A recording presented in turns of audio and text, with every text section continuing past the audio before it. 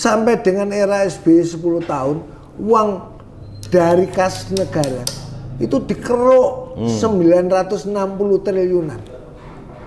Itu yang uang bunganya saja. Obligasi rekap yang patut diduga kalau diteliti, saya bisa membuktikan 50%-nya itu fiktif. Berarti kan 450 triliunan sendiri. Kira-kira Pak Jokowi tahu nggak itu?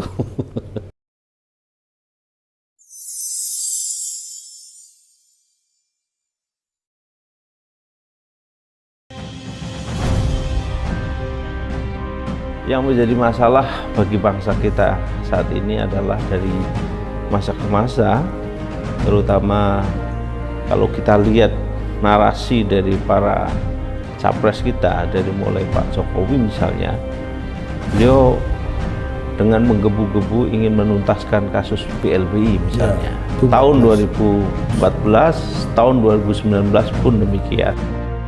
Kemudian di akhir masa jabatannya, kira-kira di periode yang kedua, beliau membentuk satu lembaga atau tim yang diketuai Profesor Mahfud MD, tim Kepres BLBI, dan itu sebagai respon dari beberapa tuntutan termasuk dari beberapa lembaga negara yang memang ingin agar BLBI itu dituntaskan, termasuk diantaranya lembaga DPD RI. Narasi para capres kita di debat itu tidak ada juga yang secara bahasa ekonominya bagaimana sih mereka akan menuntaskan dari sisi keuangan negara. Ya, jadi begini Pak Amin, saya merasa bersyukur. Hari ini persis seperti 31 Agustus 2023 yang lalu, Pak Amin meminta saya mengupas masalah BLBI, betul. Khususnya BCA GIT, ya, yang sebetulnya itu bagian daripada kasus BLBI yang berkaitan dengan mega skandal korupsi terbesar sejak Indonesia merdeka, ya, yang diwariskan oleh Orde Baru di era Presiden Soeharto pada akhir jabatan beliau 97-98. Itu sebenarnya yang terjadi krisis moneter, di mana skandal BLBI itu saat tanggal 21 Mei Presiden Soeharto lengser, berhenti sebagai Presiden RI. Tanggal 18 Mei 1998, Menteri Keuangan Fuad Bawazir itu sebagai dokumen sejarah keuangan negara kita sudah melaporkan kepada Presiden Soeharto bahwa ada kasus korupsi keuangan negara yang patut diduga saat itu nilainya baru 135 triliun, yang mana skandal BLBI yang berkaitan dengan apa yang dilakukan oleh Bank Indonesia dalam rangka menyelamatkan bank-bank yang mengalami kolaps, khususnya bank-bank pemerintah dan bank-bank swasta. Yang terbesar waktu itu adalah BCA dan Bank Danamon dan Bank Umum Nasional. Itu sebenarnya kalau kita kaji, yang memprihatinkan sejak kasus 98 itu Presiden Soeharto meminta untuk dituntaskan penegakan hukumnya, tetapi justru pada waktu 18 bulan Presiden Habibie melanjutkan kepemimpinan nasional, skandal keuangan negara itu malah bertambah menjadi 210 triliun. Tragisnya pada waktu Presiden Habibie dilengserkan, mulai Presiden Abdurrahman Wahid meneruskan dengan Wapres Megawati sampai tahun 2004, sebelum era SBY 10 tahun sampai 2014, itu di antara tahun 2000 itu sampai dengan tahun 2003 era Presiden Abdurrahman Wahid hanya 18 bulan dan dilanjutkan 3,5 tahun oleh Ibu Megawati sebagai presiden. Ya. Skandal BLBI itu bukan malah dituntaskan penegakan hukumnya, tetapi Semakin dengan pengarahan bertambah. IMF malahan dilakukan suatu kebijaksanaan yang sangat ironis. Pengarahan IMF untuk mengcover skandal BLBI itu justru yang realnya 210 triliun warisannya Presiden Habibie bertambah menjadi 430 triliun dan diminta untuk Menteri Keuangan Budiono waktu itu di era Megawati sebagai Ketua KSSK dan Sri Mulyani sebagai Sekretaris KSSK diminta mencadangkan dari APBN itu pemberian bunga untuk obligasi rekapitalisasi pemerintah untuk menyelamatkan bank-bank tersebut dengan uang dari pajak yang disetor rakyat itu senilai 600 triliunan. Jadi yang kasus yang awalnya 135 triliunan warisan Presiden Soeharto dilanjutkan di zaman Habibie menjadi 210 triliun, tragis sekali. Sepertinya ini malah menjadi lahan pesta pora. Maaf ya, patut diduga oleh bankir-bankir bandit yang memanfaatkan dengan Bank Indonesia dimanfaatkan justru bertambahnya beban BLBI Gate itu malah berpindah secara resmi kepada beban APBN yang mana pemerintah yang tidak utang, tidak menggunakan fasilitas BLBI-nya, yang utang itu konglomerat-konglomerat yang harusnya tahun 98 seperti Antoni Salim, Samsul Nur Salim yang menikmati fasilitas terbesar. Itu Antoni Salim waktu itu 32 triliun, Samsul Nur Salim ya sekitar 32 triliunan. Kemudian pemilik Bank Danamon Usman Atmaja juga sekitar 32 triliun. Hampir 100 triliun. Kobasan itu sekitar 14 triliun. Yang lain kecil-kecil.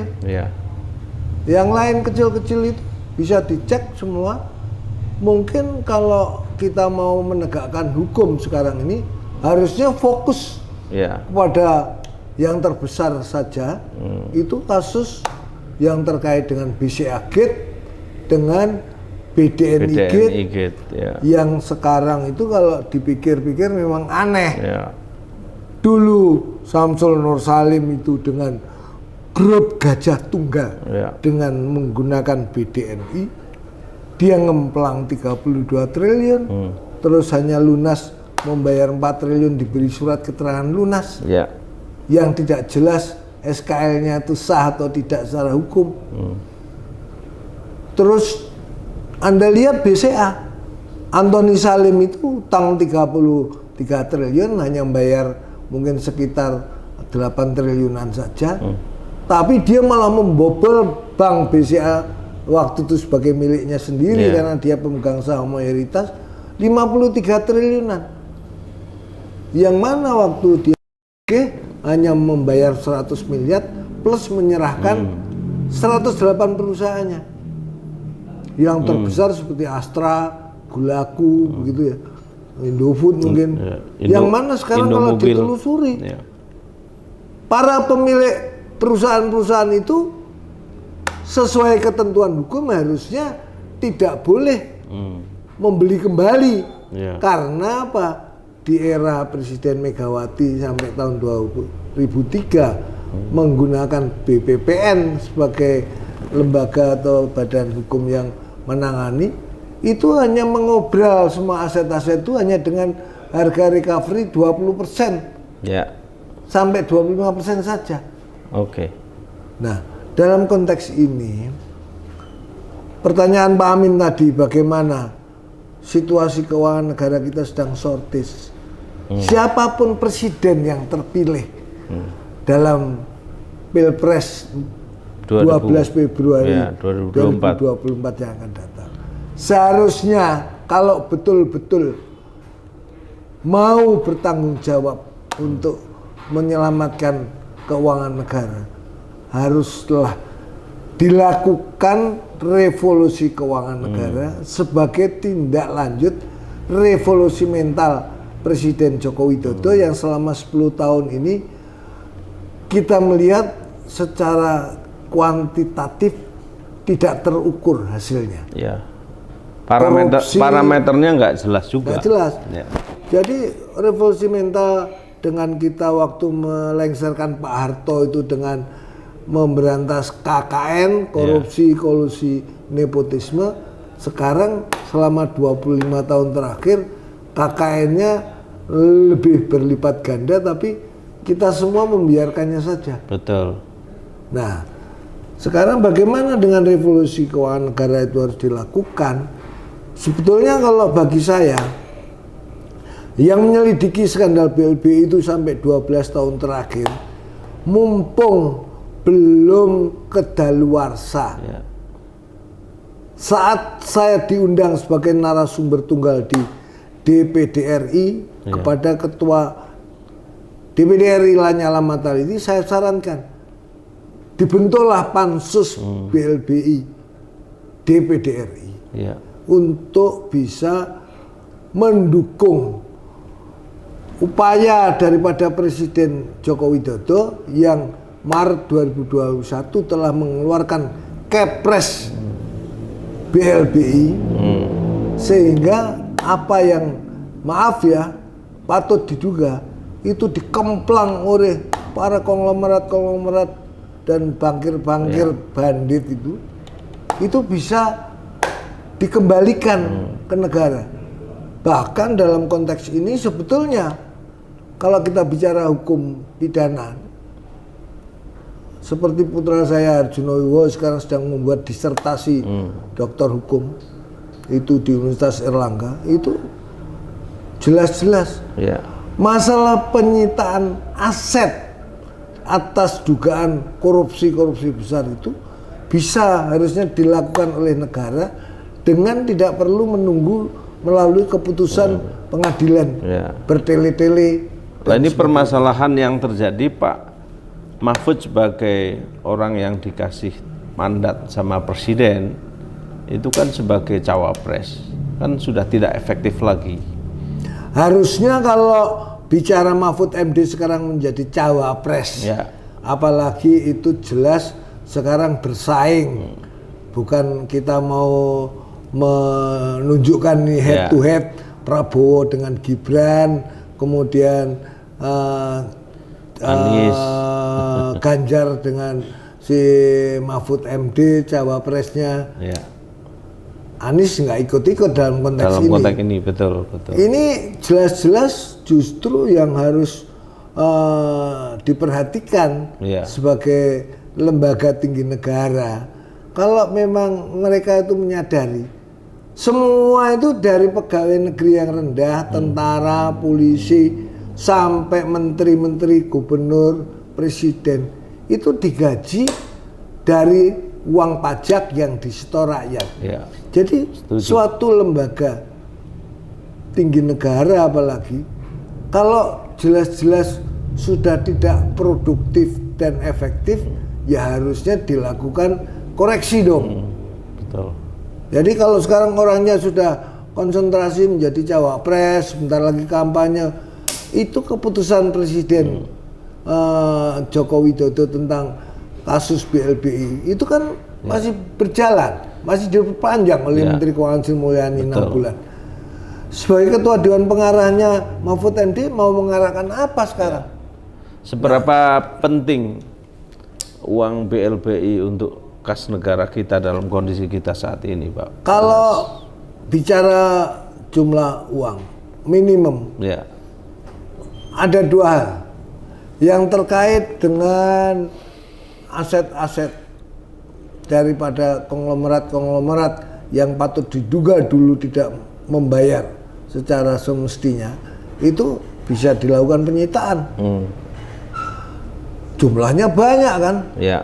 Kalau Profesor Mahfud MD mengatakan mau menuntut secara perdata saja senilai 110 triliun, nggak masuk akal. Kecil. Saya di depan Pansus BLBI, saya ungkapkan, Pak Mahfud MD juga ada, saya katakan, lawang bunganya saja dengan obligasi rekapitalisasi pemerintah yang diberikan untuk BLBI, obligasi rekapnya itu patut diduga hampir 50%-an itu fiktif. Itu nilainya saja sampai dengan era SBY 10 tahun, uang dari kas negara itu dikeruk 960 triliunan. Itu yang uang bunganya saja itu. Obligasi rekap yang patut diduga kalau diteliti, saya bisa membuktikan 50%-nya itu fiktif. Berarti kan 450 triliunan sendiri. Kira-kira Pak Jokowi tahu nggak itu? Saya kira Presiden Jokowi itu secara teknis nggak memahami ini. Lah. Sri Mulyani sebagai Menteri Keuangan teriak-teriak bahwa 22 tahun kita membayari bunga obligasi rekap. Dia itu sebelum jadi Menteri Keuangan sebagai sekretaris KSSK. Mestinya paham dong ya masalah. Paham banget Sri Mulyani. Atau pura-pura tidak paham. Justru kemarin tahun 2022 saja masih mengalokasikan setahun itu 48 triliun. Dinikmati oleh bank-bank yang bank-bank semuanya. Dan yang konyol, katakanlah BCA. Dia menerima obligasi rekap waktu dijual tahun 2003, itu di dalam buku BCA itu ditempatkan obligasi rekapitalisasi pemerintah 60 triliun. Bunganya setiap tahun 7 triliun. Bayangkan.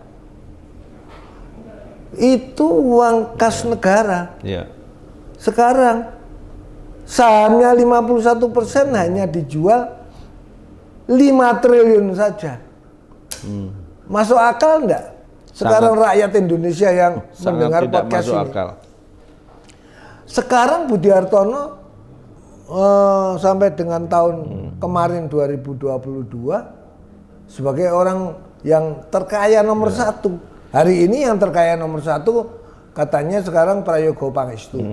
Prayogo Pangestu itu juga patut diduga bisa kaya raya karena di zaman Pak Harto bukan BLBI, dia mengambil kredit dari Bank Bumi Daya $1 miliar untuk proyek Olivin Center yang waktu kasus BPPN juga hanya dijual 20%. Sekarang kok pemiliknya Olivin Chandrasi juga Prayogo Pangestu lagi. Ya. Yang begitu-begitu sandiwara aja secara semuanya. hukum nggak bener dong. Betul. Yang dirugikan siapa? Negara, APBN. Jadi kalau mau dilakukan penelitian dan penyidikan yang serius, saya dalam tempo 6 bulan saja misalnya diberi tugas oleh Presiden Jokowi, itu bisa setor itu kalau 1.000 triliun aja, bukan 110 triliun. Nah, mudah-mudahan Pak Jokowi mendengar ya apa yang disampaikan oleh Pak Sas, bahwa ada sumber keuangan negara, nggak usah hutang ke luar negeri, tapi kita bisa mendapatkan secara sah dan halal karena itu betul. Uang kita kan gitu kan hak kita. Sekarang coba saya tanggal 4 September diundang oleh Jenderal Muldoko selaku ketua KSP di Binagra. Saya diundang bersama Budi Hartono dan Bambang Hartono untuk dikonfrontir karena tanggal 3 Agustus saya mengerahkan anggota Gerakan HMS. Gerakan HMS itu Gerakan Hidupkan Masyarakat. Kita demo di BCA Center. Kenapa? Karena itu orang-orang yang terlibat dalam penjualan BCA. Profesor Dr. Dr. Jatun, Menteri Perekonomian. Budiono, Laksamana Soekardi, Menteri BUMN. Itu harus diperiksa oleh Jaksa Agung. Ya, sekarang menjadi, Kenapa? sekarang Karena menjadi itu penikmat semua. wah, itu aset negara kok.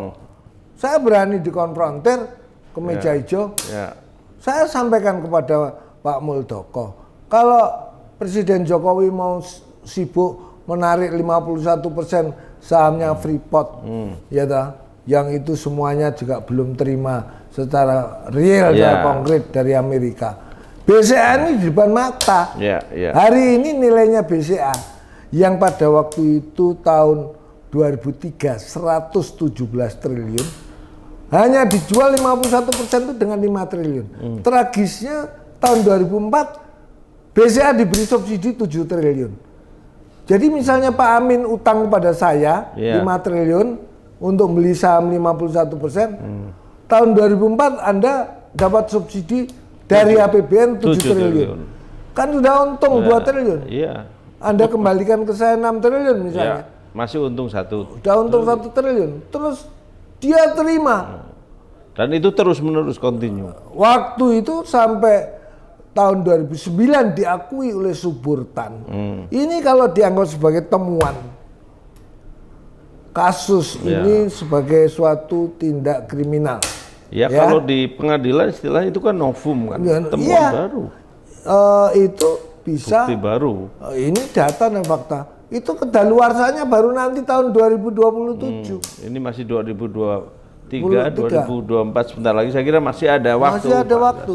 Nah, sekarang siapapun presidennya, apakah Prabowo, apa Anies Baswedan, apa Ganjar, kalau memang serius mau menyelamatkan keuangan negara, itu paling tidak dengan gerakan revolusi keuangan negara digaungkan, itu duit 1.000 triliun itu 6 bulan aja bisa aset negara itu dikembalikan. Tapi political will dan political done oleh orang nomor 1 ini, siapapun juga yang menjadi presidennya, mau tidak. Bahkan kalau menurut saya, dengan terus-menerus obligasi rekap itu yang patut diduga 50%-nya fiktif, sebetulnya 10 tahun zaman era SBY berkuasa pun, kalau DPR RI itu serius, itu bisa melakukan hak angket untuk interpelasi. Siapapun presidennya bisa diimpeach. Nggak usah kudeta, nggak usah kita revolusi sosial berdarah-darah. Jadi revolusi keuangan negara itu adalah pintu masuk tanpa harus revolusi berdarah-darah. Sebenarnya banyak sekali sumber-sumber keuangan kita yang masih terbengkelai, tidak teratasi secara benar ya. Saya bisa membuktikan, bisa dikonfrontir sampai ke meja hijau. Di KPK waktu saya serahkan semua datanya kepada Pak Busro Mukodas, bahwa ini yang terlibat Budiono, Sri Mulyani, Darmin Nasution, patut diduga juga Agus Martowardoyo sebagai dirut Bank Mandiri yang justru menjual obligasi rekap. Bank Mandiri itu harusnya 100 triliun, dia memintanya 173 triliun. Dan 56 triliun obligasi rekap di Bank Mandiri itu dijual kepada Standard Chartered ke pasar internasional. Sehingga seolah-olah kalau ditagih banknya itu bisa dikatakan nggak bisa melanggar protokol pasar, harus dibayar bunganya. Gampang menghentikan subsidi bunga obligasi rekap. Menteri-menteri keuangan yang terlibat itu dipidanakan, dibuktikan. Ya, di pengadilan. Di pengadilan. Jadi terang benderang. Sehingga itu secara terang benderang itu ada patut diduga sesuatu yang saya sebut criminal policy. Bahwa mereka itu sudah diketok, misalnya saja terkait dengan masuk turut serta dalam memutuskan kasus pidana, nanti kemudian mengajukan gerasi, boleh saja toh presiden mengampuni dan dibebaskan karena dianggap berjasa untuk negara. Tapi paling tidak bunga obligasi rekapitulasi pemerintah itu bisa dihentikan dengan tidak melanggar protokol pasar. Gitu loh Pak Amin. Ya. Harapan terbesar dari Pak Sas untuk revolusi keuangan negara, selain tentu harapan itu menjadi kenyataan, tentu kan harapan kepada presiden tentunya apa yang akan disampaikan Pak Sas? Semuanya ini yang bisa melakukan itu yang terkait dengan masalah otoritas.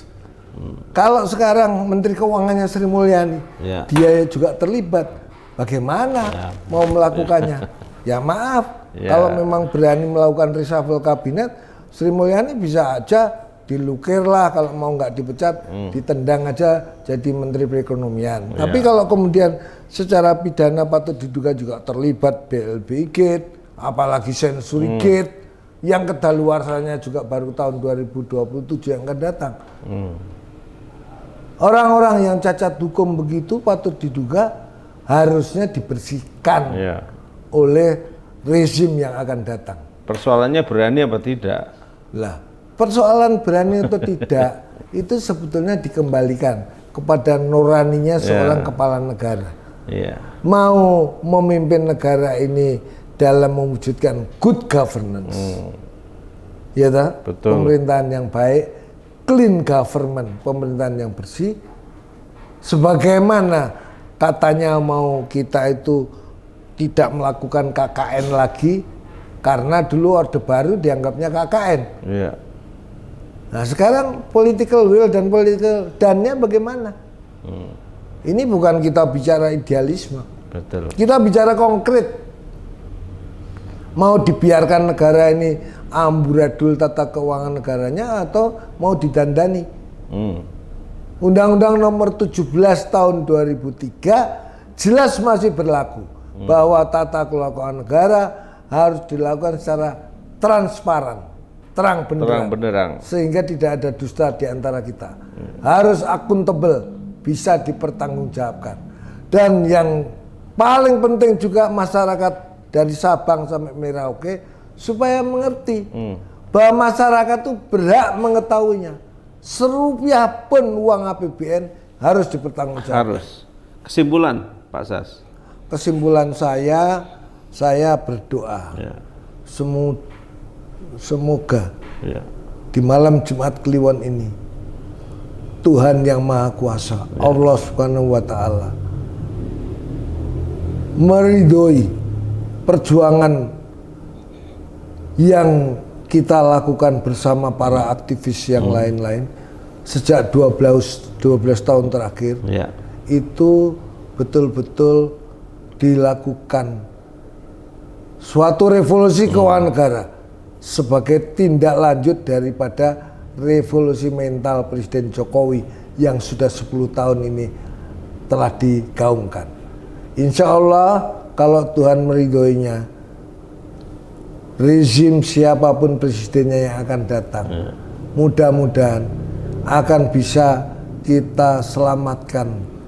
Hutang-hutang negara bisa kita kurangi, dan bahkan kita bisa menghasilkan pendapatan-pendapatan yang lebih besar lagi, sehingga kemampuan kita untuk mandiri dengan keuangan negara di dalam negeri bisa kita lakukan bersama. Ini semuanya harapan saya sebagai